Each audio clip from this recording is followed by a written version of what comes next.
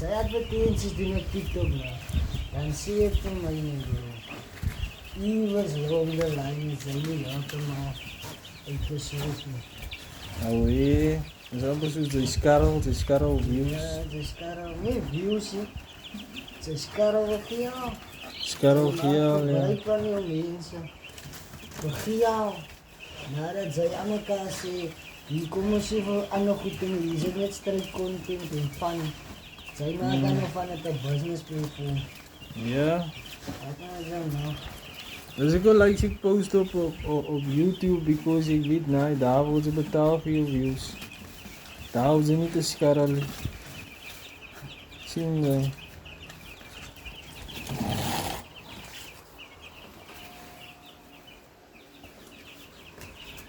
Kom maar dat jy gaan ze nou kyk dan sê daar.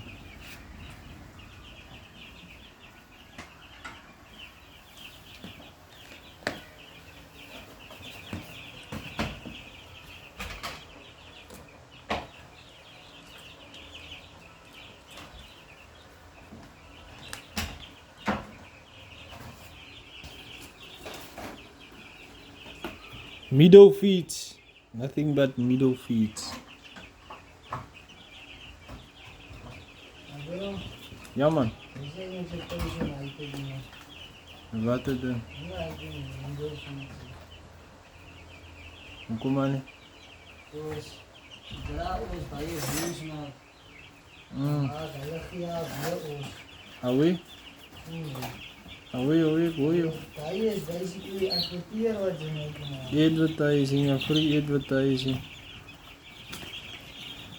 Goeie my bro, goeie. Ja, ik kan ook eens gebruiken op kosten. Ik kan wel onderzoeken, maar als je niet van, ik ga van allemaal zien, dan kosten is gevaarlijk.